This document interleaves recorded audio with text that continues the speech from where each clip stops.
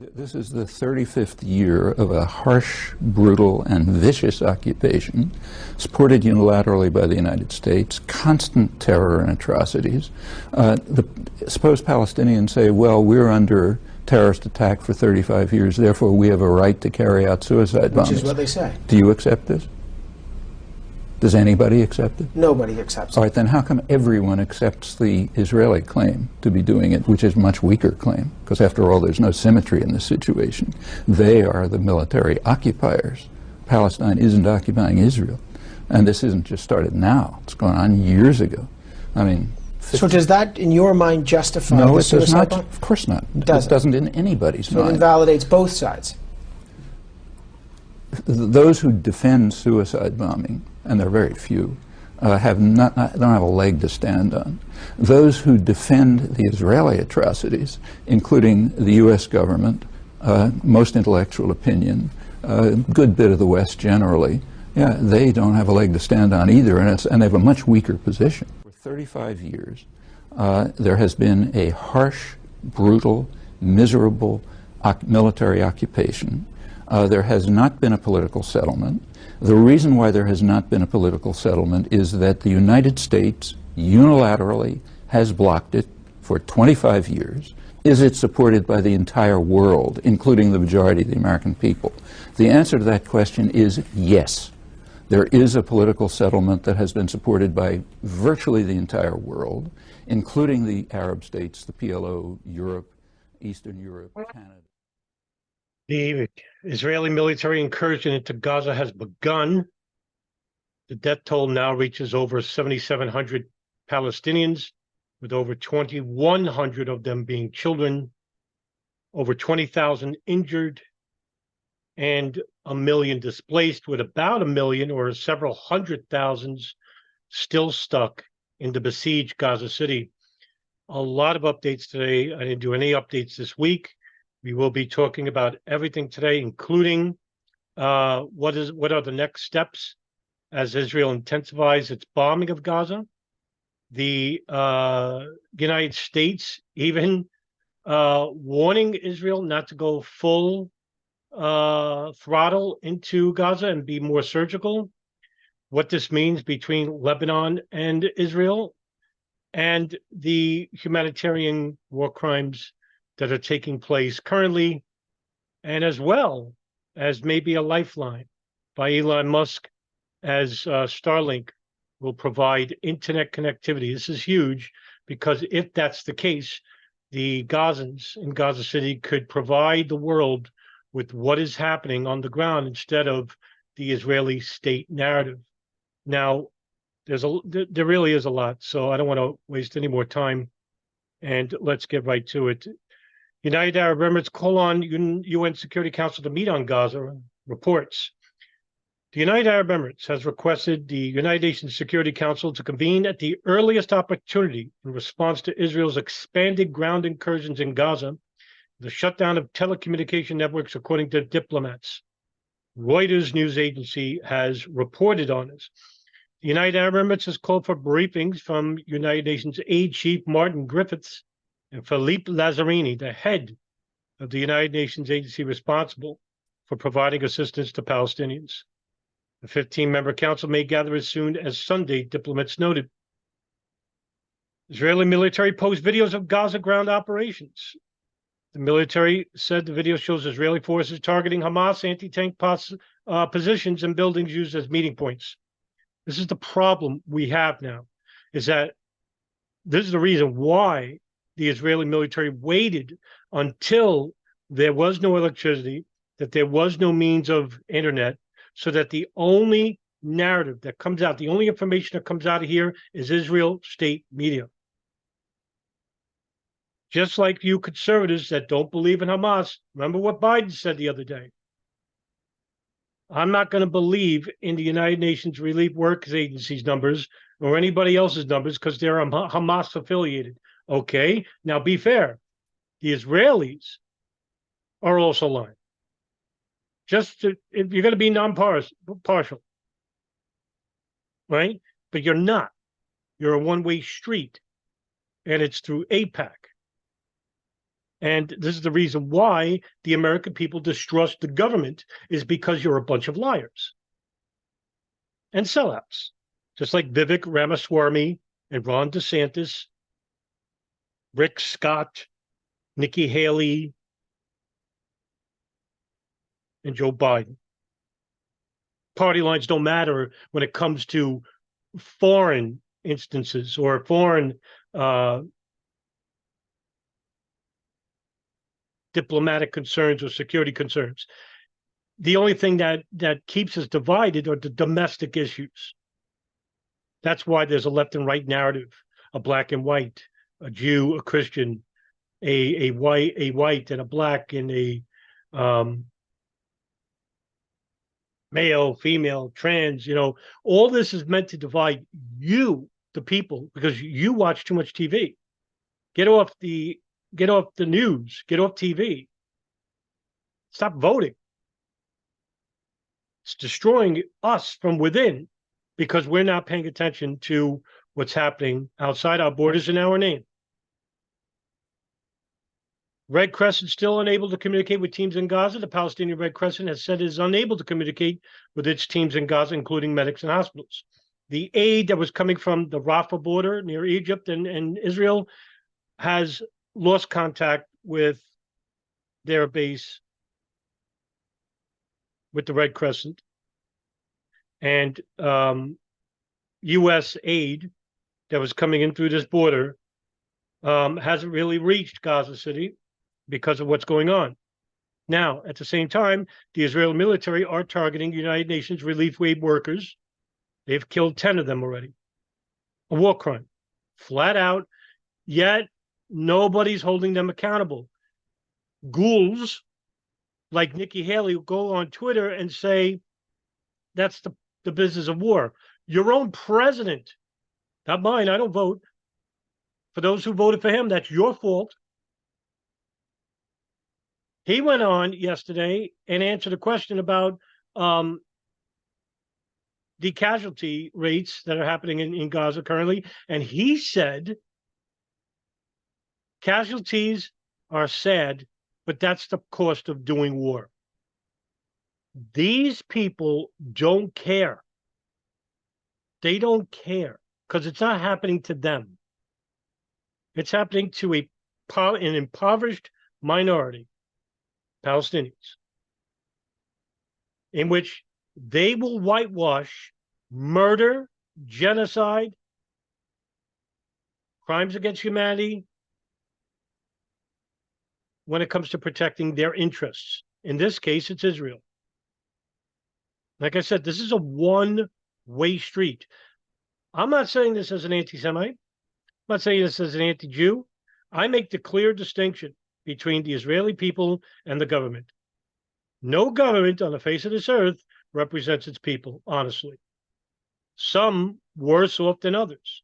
In this case, the United States and Israeli governments are evil. And I can prove it,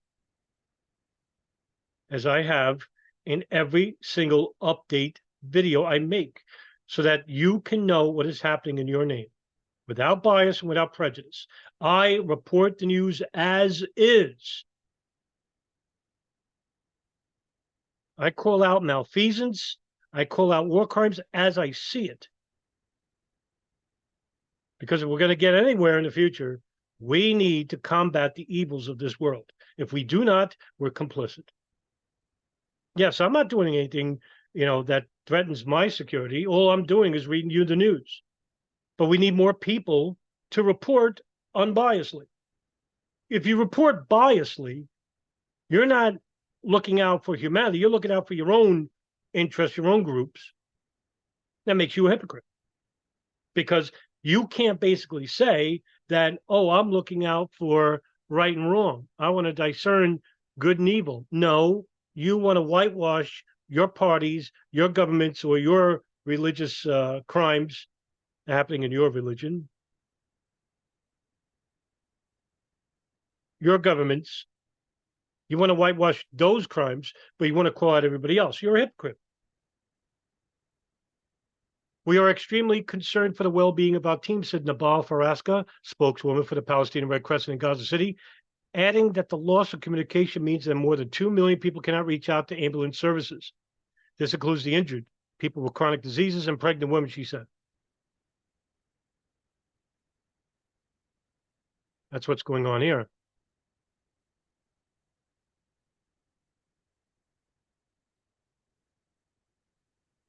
So, while that's happening,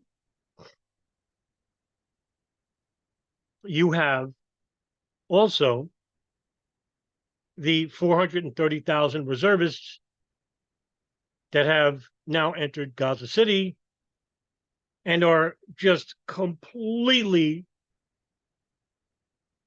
flattening Gaza City as we speak. And this is causing the casualty rates to skyrocket.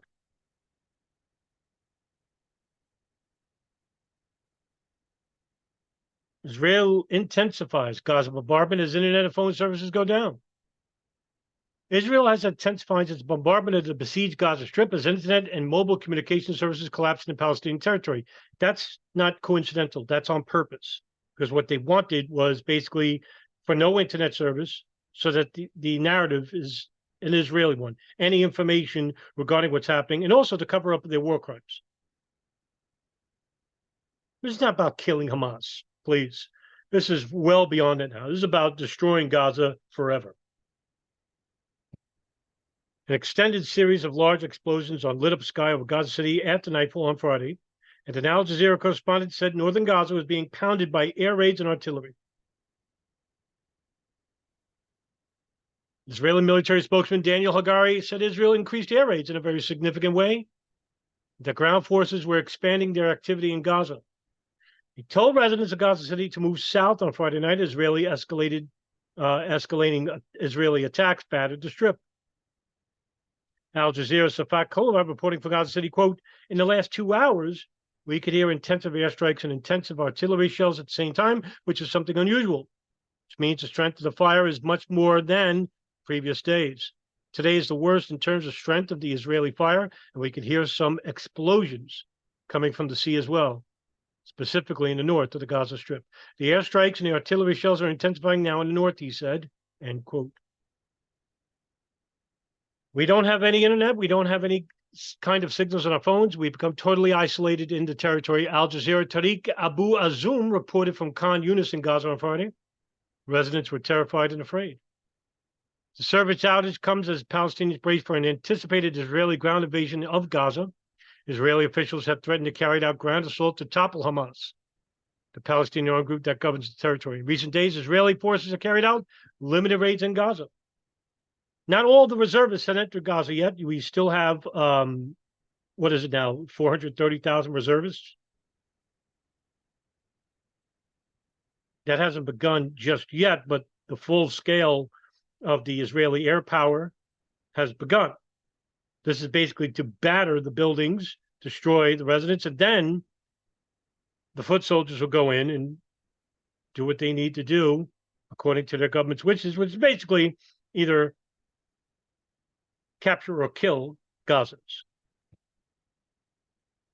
Since that attack, Israel has imposed a complete siege, Gaza, cutting access to food, water, fuel, and electricity for the enclave's 2.3 million residents who have few options for seeking refuge. Now, 1 million have left, approximately. They went south while they're being bombarded in the air.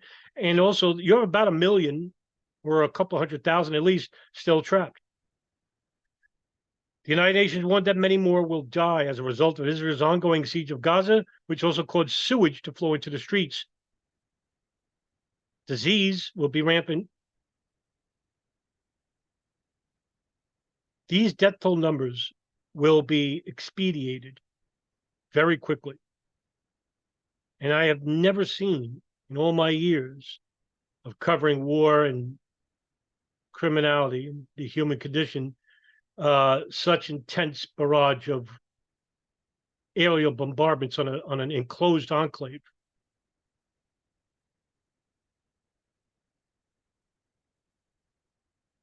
It's relentless.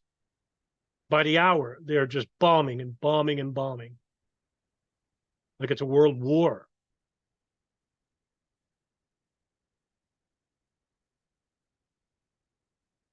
Basic services are crumbling. Medicine is running out. Food and water running out. The streets of Gaza started overflowing with sewage. Now, the United States has basically ignored the war crimes of Israel, not just since October 7th, but for decades, because the United States needs to protect their interests. The United States doesn't care. The government doesn't care about human life. And I cover 9/11. And I'm telling you that if what I'm about to tell you doesn't make you wonder or hesitate about voting in the future, nothing will. The United States government is covering for Saudi Arabia. Victims' families who I've interviewed over the years on my Darkened Hour podcast, people like Brett Eagleson, Elizabeth Miller, groups like 9/11 Victims, 9/11 Justice, 9/11 Peaceful Tomorrows,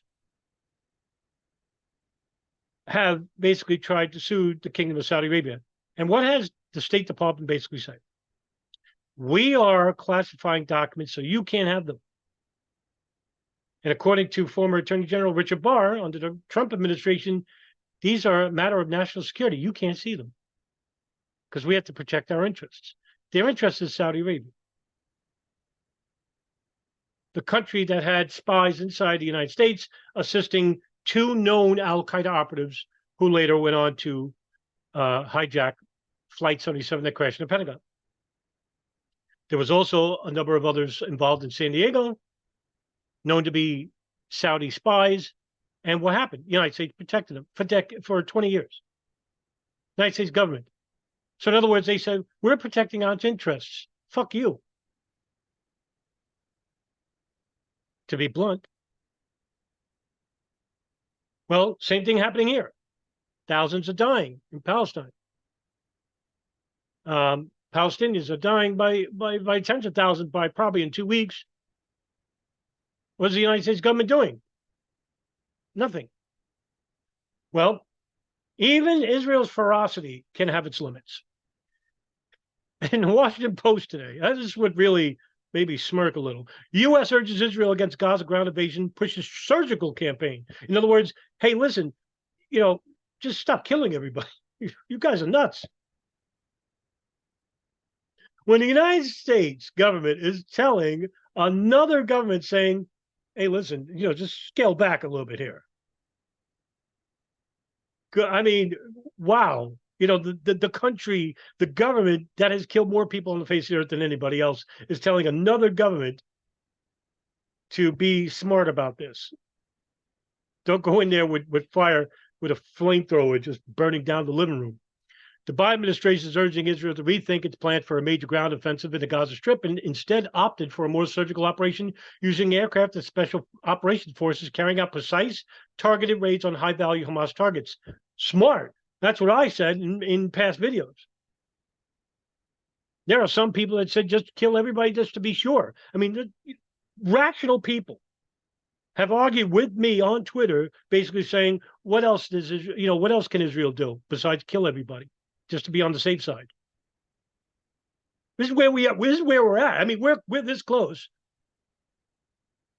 to having a boot stomping in our face forever, as George Orwell warned in 1984.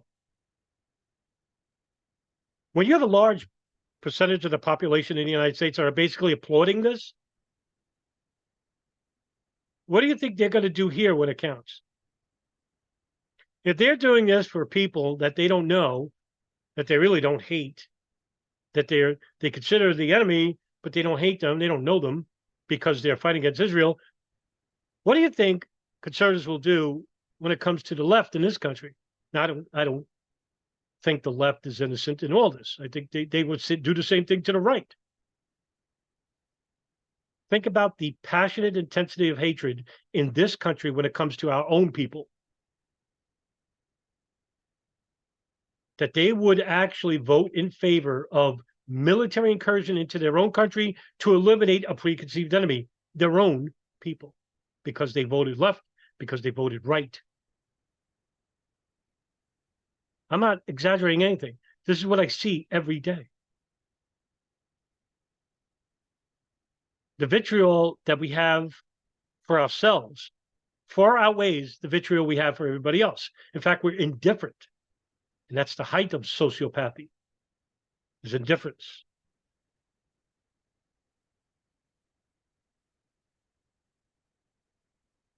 Administration officials have become highly concerned about the potential repercussions of a full ground assault. The officials said, speaking on the condition of anonymity to discuss sensitive diplomatic matters. They increasingly doubt that it would achieve Israel's stated goal of eliminating Hamas.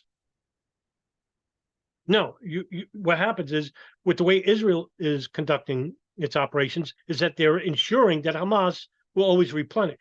You kill my entire family, you destroy my way of life, I'm going to join the only group that is actively fighting against you. Makes sense. Not everybody's going to do it, but you'll make sure. I mean, you kill enough people, you'll always replenish the ranks. Remember what I said in previous videos. Without Hamas, the world would actually be hesitant about supporting this, because now it's basically about just killing people indiscriminately, which they're doing anyway. But at least they have Hamas to say, oh, that's a Hamas hospital, that's a Hamas building, everything is Hamas. Hamas, right? Well, like Rachel Maddow, Russia, right? Well, in this matter, if Hamas doesn't exist, they kill off Hamas, which they easily could. The leadership aren't even in the country; they're in Qatar, so they could destroy this group with ease. The Al Qassam brigades, I think, approximately has 10 to 15,000 soldiers, approximately. That's nothing compared to the many hundreds of thousands, millions of Israeli military, which every man and woman has to join. They are also concerned that it could derail negotiations to release nearly 200 hostages, particularly to diplomats, as diplomats think they have made significant advances in recent days to free a number of them. And there was success, but Israel doesn't care about the hostages. They don't care, because the greater goal is to get Palestinians out of Gaza forever, by any means necessary. The Biden administration is also worried that a ground incursion could result in numerous casualties among Palestinian civilians as well as Israeli soldiers, potentially triggering a dramatic escalation of hostilities in the region, the official said. This is exactly what the Pentagon is warning the State Department. They're not always on the same eye here, okay, just to be clear. Yes, the War Department would like a war, but they have to be smart about it. They're thinking 20, 30 years down the line. Biden administration, they don't give a shit. How would it make us look at election time? Biden's career is finito now with this. And he has to think now, do I still support Israel? I have to keep myself in line, right? Every politician has to bow down to the Israeli AIPAC committee, because without them, they don't have influence in government or for a future in government, right? But at the same time, I'm not going to get the votes needed if I support this incursion, because now it's up to millions protesting. I mean, we just had thousands arrested in Grand Central here in New York that were protesting against the war, and as more casualties pile up, and they're gonna in the next week, you watch. Once the incursion on foot begins, that's when the real massacres begin. And this is the reason why they waited for no electricity, no internet, so they could control the narrative, because they're about to commit the worst war crimes in the war. Right about between now and 2 weeks from now, this time frame, right here, the end of October, the beginning of November, right? Now, at the same time, if the numbers keep piling up and the United States doesn't do anything about it, Biden is finished. He is now teetering on, he ain't winning. I'm at the point now, the Republicans win outright. Here's the problem. The Republicans are actually applauding this. Career suicide, right, to the people, right? This is the reason why I'm going to predict that a false flag is going to happen, to where either a false flag happens or a complete destruction of Gaza, where Hezbollah militias come in from the south, from the north, and engage the Israeli military. If that happens, you don't need a false flag because the United States military will react. If somehow Hezbollah does not react, a false flag will happen.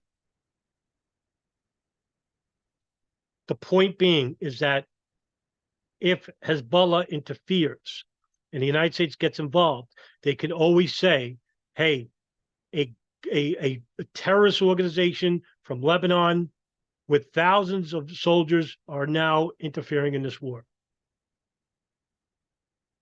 And then you'll have a number of people saying, oh, well, I can understand why, we're inside, we're involved. Which will mean that you won't lose as many votes in the opposite direction where the U.S. military gets involved and Hezbollah or Iran or Syria or Libya or Lebanon doesn't get involved. In order for the United States to get involved, those countries have to be involved, period. Because if the U.S. gets involved with Israelis, with the Israeli military and destroying Gaza, whoever's the president is finished.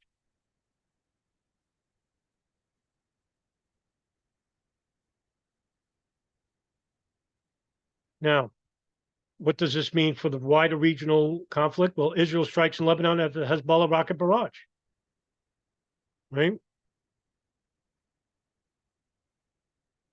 Ads are popping up everywhere.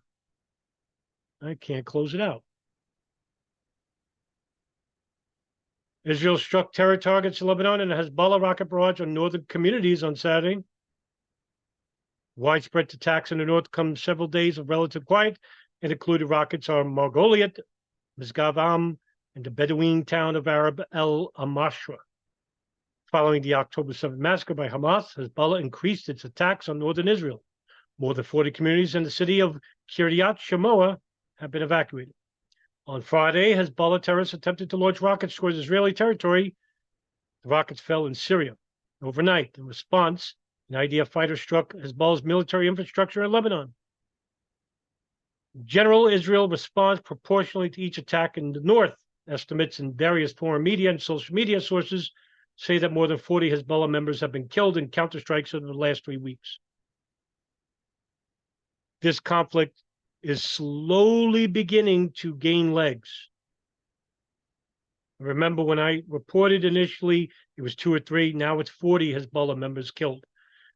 Hezbollah is that close to engaging the Israeli military, which will be the next step in the wider regional war in which Israel wants. Now, what does this mean about the lack of communication inside Israel, inside Gaza? Without electricity, there's no internet. And for the past couple of days and week, a lot of people tried to reach out to Elon Musk, saying he should provide Starlink to the residents of Gaza. He heard your cries. Musk says Starlink to provide connectivity in Gaza to aid organizations. This is huge, because what I'm alluding to is this. If the Palestinians have internet connectivity, if they can have some electricity somewhere, they can report what's going on in Gaza. They could show the bombardment of cities. They could show the bombardment of Gaza City. Who's doing it, where it's coming from. This is important because it's recording and documenting war crimes. Elon Musk said on Saturday, SpaceX's Starlink will support communication links in Gaza with internationally recognized aid organizations.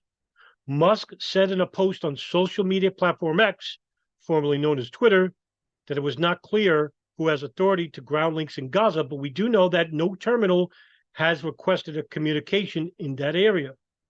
A telephone and internet blackout isolated people in Gaza Strip from the world and from each other on Saturday with calls to loved ones, ambulances, or colleagues elsewhere, all but impossible as Israel widened its air and ground assault. International Humanitarian Organization said the blackout, which began on Friday evening, was worsening an already desperate situation by impeding life-saving operations and preventing them from contacting their staff on the ground. SpaceX did not immediately respond to Reuters' request for comment on how they will make sure the Starlink connection is used by aid organizations and not Hamas. Now, speaking about war crimes, again, I'll read you from Human Rights Watch. How does international humanitarian law apply in Israel and Gaza? Now, I said in the previous video that Palestinian government has, the Palestinian Authority has basically co-signed to the Rome Statutes, but Israel has not, which makes that there's a certain period where they can, and they signed in 2014 during the Gaza war. So war crimes that happened in 2014 in Gaza can be reported, but such a subject here. The Israeli government, which runs the country in which Gaza is a part of, is not part of the Rome Statutes. This is a very touchy-feely thing, which it's really flimsy. In the aftermath of Hamas' attack on Israel and Israel's ensuing bombardment, I'm going to make this bigger so you could read it.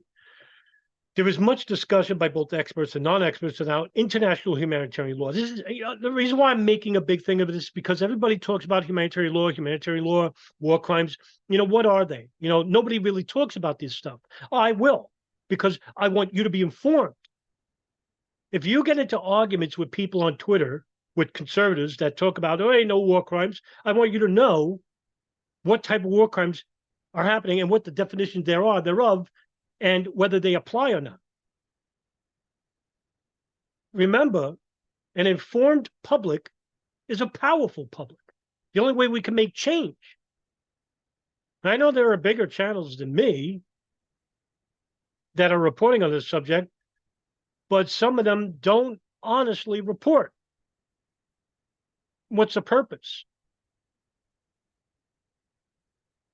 As accusations mount, it is important to understand the legal definition of terms such as war crimes and what they mean in law. The International the IHL, or the Laws of War, has existed in some form for thousands of years, but the modern version is set out in the Geneva Conventions of 1949, alongside other treaties and customary international law. It binds states, including Israel, as well as non-state armed groups that are involved in conflict, including Hamas and the Islamic Jihad, even though they cannot formally ratify the treaties. It is important to say that the rules of law are non-reciprocal, meaning that they apply irrespective of what the other side has done. Violations such as deliberately targeting civilians or imposing collective punishment, which is happening right now.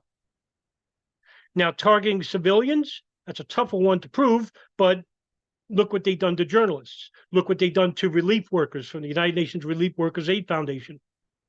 They targeted them. They target hospitals. Can never be justified by claiming that another party has committed violations or that there are power imbalances or other injustices. According to international law, that's right. You can't just go around bombing an entire hospital or entire building and say, well, there was a Hamas operative in there. That's collective punishment. It's against international law. If we did that, we wouldn't have a society. Imagine the United States government. I said this in another video, but I'll use a different example. Imagine the United States government said, well, there's an Al-Qaeda operative in a house in Florida, right? Let's say Mohammed Atta living in Hollywood, Florida in the year 2001, right? He's in some house. The United States government says, all right, let's bomb the house. This way we could kill him. All right, 16 people are dead in this apartment complex, and Mohammed Atta is dead. Mission accomplished. The Israelis would find that to be rational. You, on the other hand, say that doesn't make sense. But now apply that to what's going on in Gaza. There's no difference. There's no difference, right? You would be out. You'd be fucking outraged. You'd be in the streets trying to, hang, Bush, who was the president at the time in the year 2000. You'd be hanging him from the light post. Why not apply that same logic to what's going on in Gaza? The laws of war only apply in specific situations, notably during an armed conflict or an occupation. Wait a minute, that's what's happening right here, right? Israel's occupying Gaza.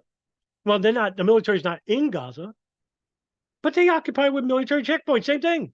Other laws, particularly international human rights law, apply at all times, governing the duties of the states to protect the rights of the people in the territory where they have jurisdiction or a degree of control. International humanitarian law governs the conduct of hostilities and is distinct from the law that governs the decision to use force. Whatever the legality of a decision to use force, all parties must comply with the IHL. This body of law also governs occupation when a state has effective control without consent of a territory over which it has no sovereign title, such as the Israeli occupation of Palestinian territories. Bingo! Bingo, that's right. There it is, right? Israel continually denies and ignores the violations of international law. This is not new. This has been going on for decades. Decades. The fundamental rule of international maritime law is conflict is that all parties must distinguish at all times between combatants and civilians. That's not happening in Gaza. Civilians and civilian objects must never be the target of attack. Parties must only target combatants and military objectives. But to the Israelis, everything is Hamas. Everything. The school, the church, the hospital, the office building, the kid in the street, it's all Hamas. We're at war. We're defending ourselves. And what is the conservative talking point in the United States? Israel has a right to defend itself. It's almost like, 9/11's an inside job. At this point, it's a slogan, useless slogan. It is not simply enough to claim that civilians are not the target of the attack. International humanitarian law requires that the parties to the conflict must take all feasible precautions to minimize harm to civilians and civilian objects. Has that been going on in cities like Khan Yunis or Ramallah? Right now, Gaza City? If an attack fails to discriminate between combatants and civilians or would be expected to cause disproportionate harm to the civilian population compared to the military gain, it is also prohibited. Bingo. That's another great point. Approximately 7,700 Palestinians are killed. How many are Hamas? 2,100 children. Look at the indifference of Zionists. They'll tell you straight up, look at the indifference of our own congressmen like Richie Torres and Nikki Haley. Oh, well, Joe Biden basically said it yesterday. It's the cost of doing war. That's what he said. Remember Madeleine Albright under the Clinton administration? What did she say to 60 Minutes about what was going on in Iraq in 1990? She was asked by Leslie Stahl, over 500,000 men, women, and children have been killed. Is the price worth it? And Madeleine Albright said, I think this is a hard choice, but we think the price was worth it. When I tell you to stop voting, I mean it. You're voting for murderers, killers, thieves, sociopaths, psychopaths to represent who? You. I'm not going to vote for Joel Rifkin or Jeffrey Dahmer, if they were alive, to represent me in Congress. Right? Oh, these guys, they killed people. Why would you vote for them? Okay, why do you vote for Biden or Trump? They kill people. What's the difference? They're doing it in the name of democracy. At least Jeffrey Dahmer did it because he's a murderer. He doesn't say he's not. What is the fucking difference? A congressman kills more people. Some of you people don't make any sense. I love how you say, oh, we're voting. You don't even know why you vote. I don't even think you know why you vote, right? You don't even know why you're voting. You're voting out of, going through the motions. You're doing it because you look at your fellow man in this country and say he's the enemy. Oh, he's voting conservative? I'm voting left. Can't stand them. Evangelical monsters that want to impede on my rights. The conservatives say the same thing. They look at the leftists and they say, oh, look at these freaks, right? Look at these socialists and communists. They're godless.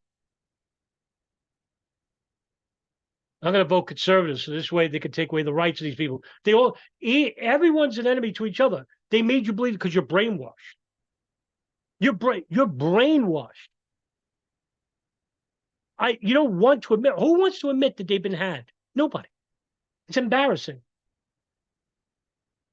Wait a minute. The government I'm voting for is guilty of that? No. That's the Trump administration. Conservatives say the same thing. Oh, the Trump administration did that? They gave millions to Saudi Arabia and biggest humanitarian war crisis in Yemen. Oh, I didn't vote for that. I'll just ignore it. Well, the worst position to be in is say, I don't care. Screw them. I only care about myself because we're right there anyway. We're at that mindset where ignorance is prevalent. In the case of an attack that may affect the civilian population, the laws of war require the parties to give effective advance warning, unless the situation does not permit it. What is effective depends on the circumstances. If the civilians are not able to leave for a safe area, the warning will not be effective. However, giving warning does not absolve parties from the requirement to protect civilians. Civilians who do not evacuate following a warning continue to be protected. That is huge. Civilians who do not evacuate following a warning continue to be protected. So Israel right now is committing war crimes. Hey, we warned them. You know, Nikki Haley and what's her name? Jenna Ellis. Well, at least Israel warns them. Hamas doesn't. Well, they still killed them. You're no better. You're worse than Hamas now. Hamas only killed 1,600. Israel government killed 7,700, 2,100 children. All you conservatives are outraged. Hamas killed children, raped women. Israel military has killed more.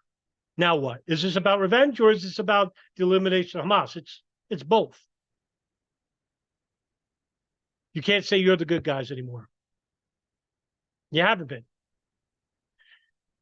Israel has been occupying the West Bank, including East Jerusalem and Gaza, which collectively constitute the occupied Palestinian territory since 1967. Contrary to what the Israeli government claims, Israel's withdrawal of its ground forces from Gaza in 2005 did not end its occupation of Gaza. Well, how many points? I mean, this is amazing, right? Because there are people who say, the Israeli military not in Gaza. They don't control Gaza. Yes, they do. Yes, they do. The Israeli military checkpoints are on the border of Gaza. People cannot leave Gaza without permission from the military at these checkpoints. That is because ever since Israel has maintained effective control over Gaza, including its territorial waters and airspace, the movement of people and goods except at Gaza's border with Egypt and the infrastructure upon which Gaza relies, rendering the Strip an open-air prison. That's Human Rights Watch.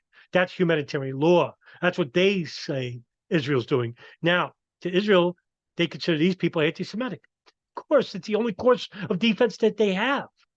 They can't basically say, yeah, we're fuck the Palestinians. We don't care. Because they still need that sympathetic aim. Hey, we're the victim here. Hamas, Hamas, Hamas, Hamas. Hamas. International human rights law also governs the legal duties of the Israeli authorities toward the population of the OPT, especially given the long duration of the occupation. In addition, Hamas and the Palestinian Authority, which are de facto governing authorities over many Palestinians, have responsibilities to protect the human rights of the population they govern. Their functions do not negate Israel's duties as the occupying power. That's right. So just like everyone likes to say, well, do you condemn Hamas? Yes. Do you condemn the Israeli government? That's because you're a hypocrite. End of story. End of story. Now,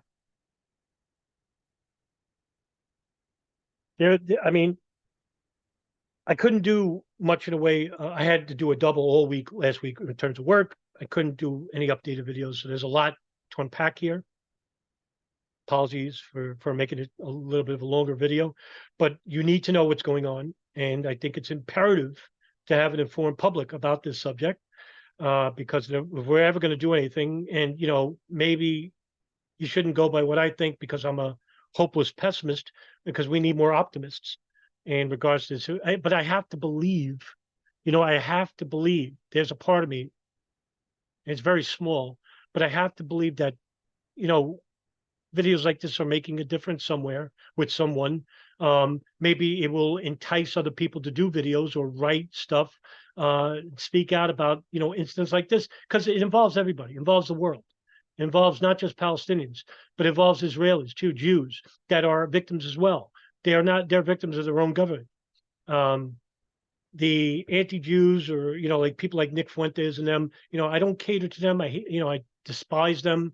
They hitch on this ride. They try to demean Israel, and meanwhile they don't like Jews. They just don't. They're evangelical ghouls. Same thing for like Nikki Haley's piece of garbage. Really a piece of garbage. So we can't do anything if we just have a biased view of what's going on. Just like with 9/11, there are 9/11 self-appointed researchers that basically say, oh, there's no planes and live in hijack and all this stuff. It's ridiculous. They don't, what has it done? It basically has desensitized this society. Have they gone to court to prove this? No, because they would look ridiculous. All right. So, we're in instant, like with events like this, when you hear Nikki Haley, when you hear Vivek Ramaswamy or Joe Biden, and you hear their words, they're no different than, say, the Israeli politicians like Ben-Gvir or Benjamin Netanyahu or Yoav Gallant or Eli Cohen. They come right out and say it because no one's going to hold them accountable, and they get more bolder. They could say these things because no one's going to do shit. We got the United States in our back pocket. They know it, and we know it. Now, what are we going to do about it? Are we ever going to hold the government accountable, our own government? Or are we just going to sit here and complain about it? We need more voices. And I'd like to see more people come out and speak about it. You may be shy or embarrassed by the way you sound. I don't like my accent, but I said that the information is far more important than my own vanity. Lives are at stake, and many more lives are at stake as long as we remain quiet. And so that's the end of this video. And like I said, if there are any updates, you'll get it right away, and without bias and without prejudice. Have a good weekend, everybody. Take care.